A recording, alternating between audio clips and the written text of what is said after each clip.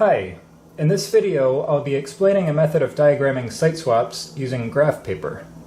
I'll cover the most basic kind of site swaps, where no more than one ball is in a hand at a time, and that are asynchronous, alternating between right and left hand throws. The top row here shows 3 examples of these.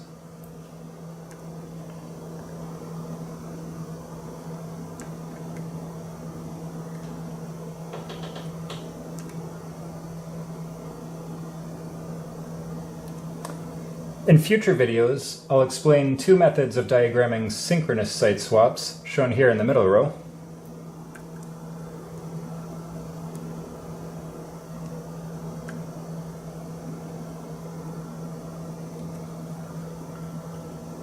I'll also explain how multiplex site swaps, where more than one ball is in a hand at a time, can be diagrammed.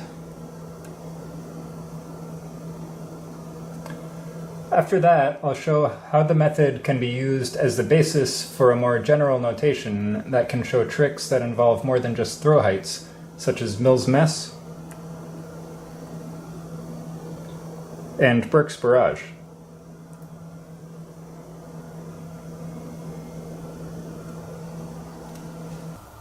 Here I've drawn 2 frames for patterns.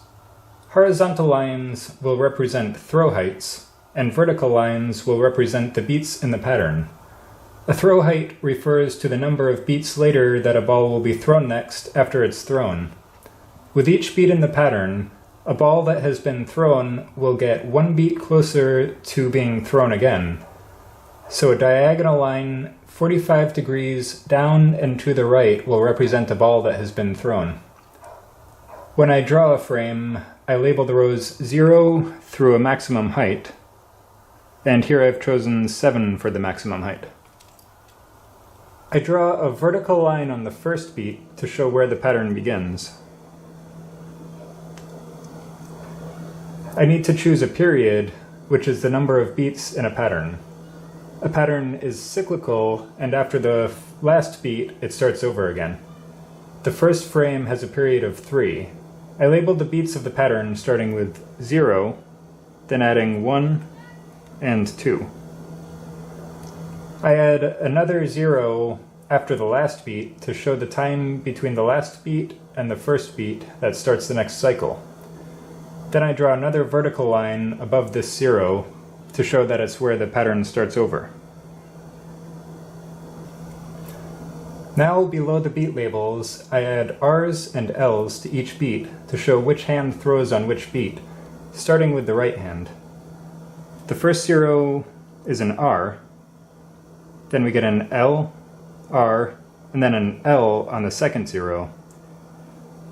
Since this isn't the same as the first 0, we need to label a second row starting with L, and we get R, L, and then R on the second 0, so now we can start the pattern over again.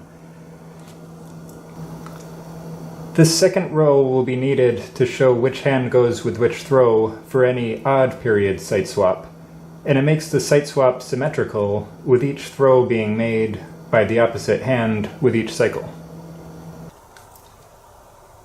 The second frame also has a maximum height of 7, but a period of 4. Since the period is even, when the right hand throws the first 0, it also throws the second 0. This means that with each cycle, each beat will go with the same hand instead of alternating between hands, so the pattern won't be symmetrical. Now I'll start adding some throws. I'll start by diagramming the basic 3-ball pattern. The hands will throw 1 ball on each beat, alternating right and left, and each ball will be thrown again the same number of beats later. After the first ball is thrown from the right hand, there will be 2 balls left to throw. The second ball will be thrown 1 beat later from the left hand, and then the third ball will be thrown 2 beats later by the right hand. The first ball will then be thrown again 3 beats later by the left hand, so I'll choose a 3 for the throw height.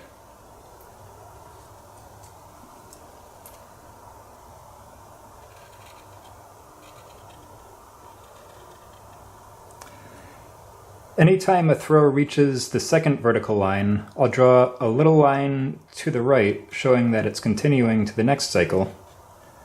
And then I'll draw on the other side a little line from the left showing that it's continuing from the previous cycle. Here we see that the line has reached the horizontal 0, and this means that the ball has been caught and will be thrown again. This will be the same ball in this case, and it'll be another 3. The other two throw heights will be 3 for the same reason as the first ball, so I'll draw them.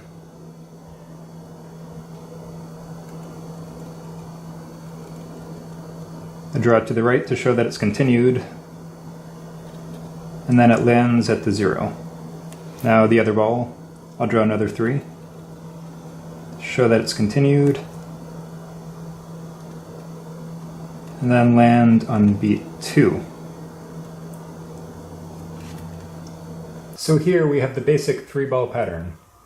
We can see that since each ball lands on the same beat in the next cycle, each ball crosses to the other hand.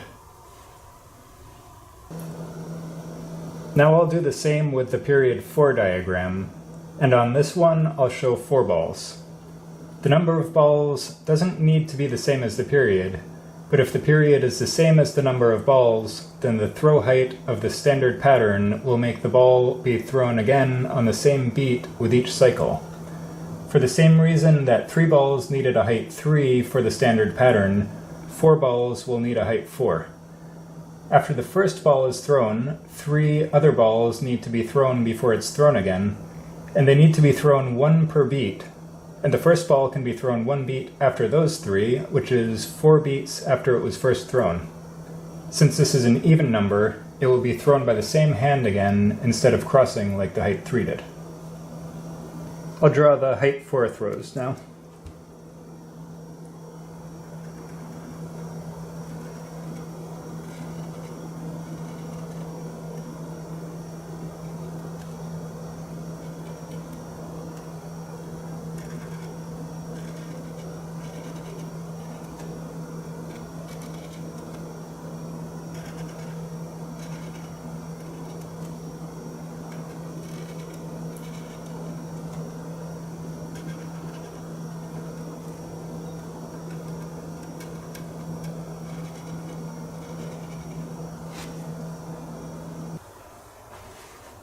Now I'll explain throw heights in an actual juggling pattern.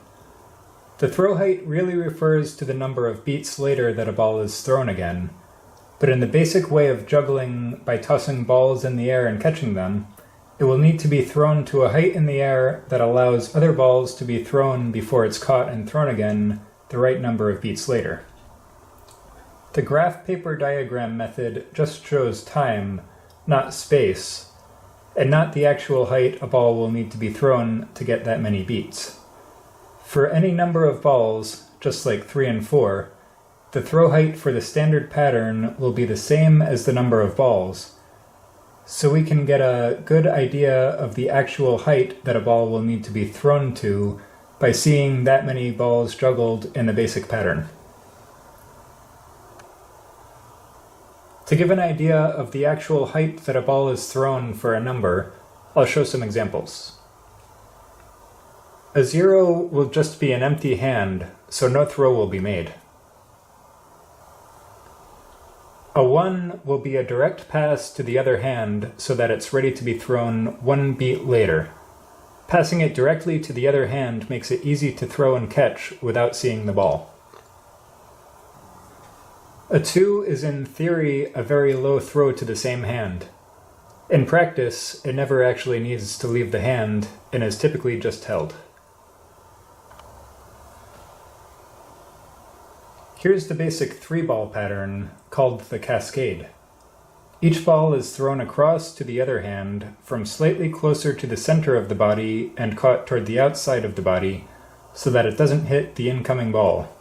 The cascade is the basic pattern for any odd number of balls greater than 2.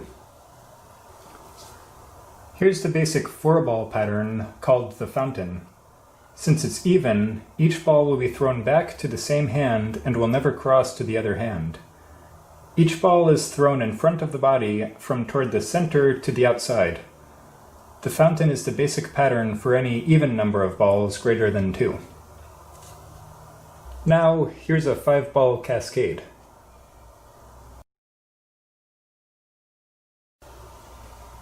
Here's a 6-ball fountain. And here's a 7-ball cascade.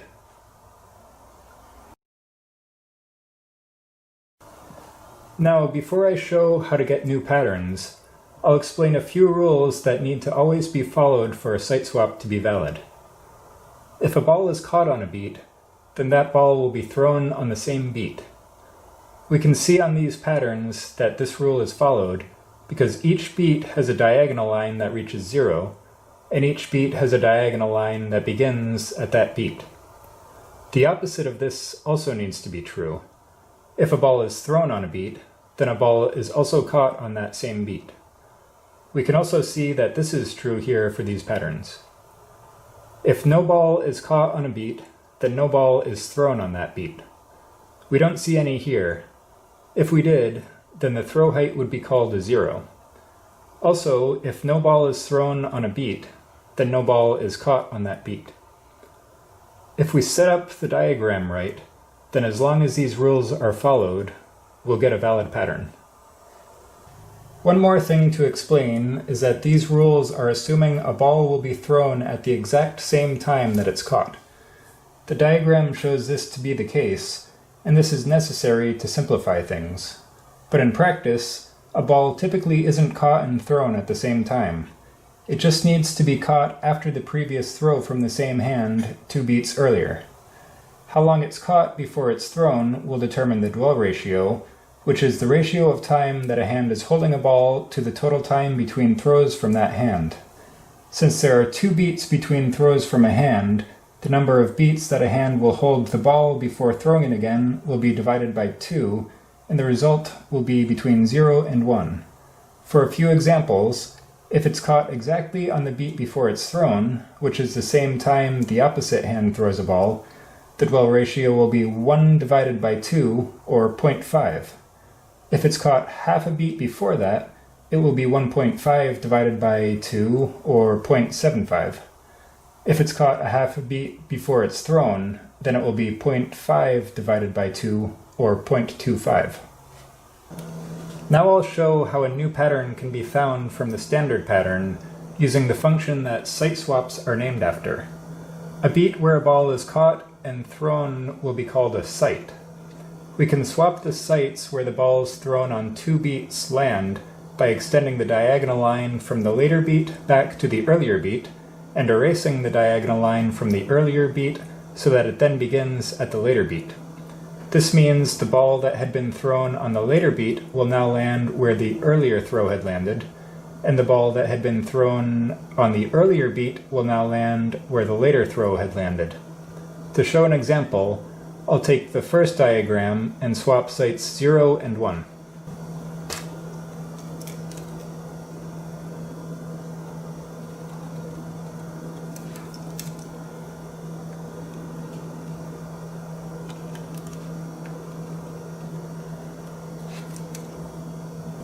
So now on the beats where we had all 3s,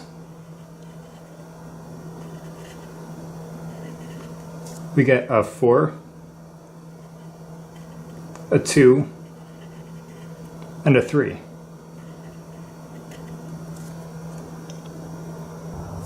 So this site swap can be called a 4-2-3. Since the pattern cycles, it can start at any beat, so this could also be called a 2-3-4 or a 3-4-2 and still be the same pattern. When referring to a site swap, it often makes sense to start with the throw height that's easiest to start with, but that isn't the same height as the number of balls in the pattern. So a 4-2-3 is a good way to refer to this pattern. It has a 2, which won't actually be thrown, but to follow the rules we still need to diagram it as a throw. If beats 0 and 1 were swapped next, it would be back to a 3-3-3. I'll swap beats 1 and 2 now.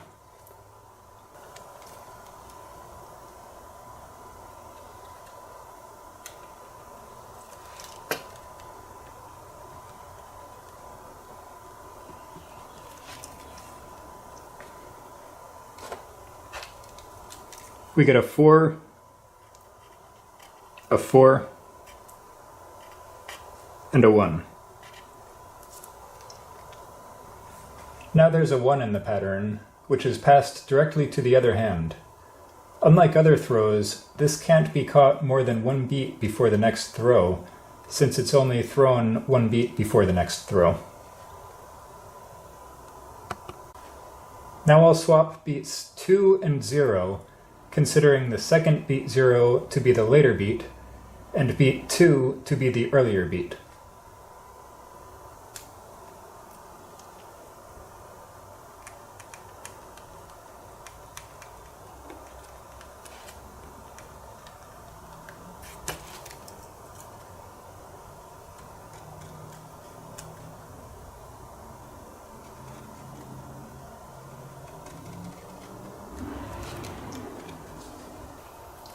We get a 0, a 4, and a 5.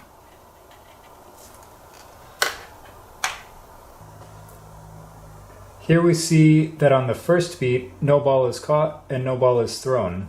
So in the pattern, this will have an empty hand on beat 0. Now I'll show a few even period 4-ball site swaps from the period 4 diagram.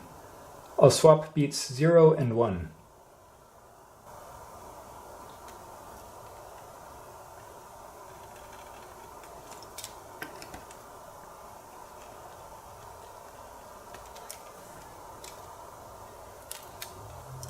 Where we had the 4, 4, 4, and 4, we now have 5, 3, 4, and 4.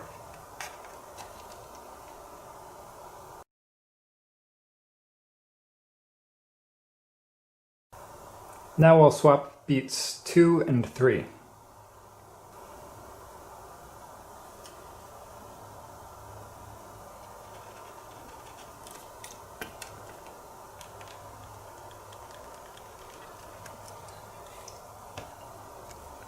Now we have a 5, 3, 5, 3. Each throw from the right hand is a 5, and each throw from the left hand is a 3. This pattern will be juggled the same way as the period 2 site swap 5-3.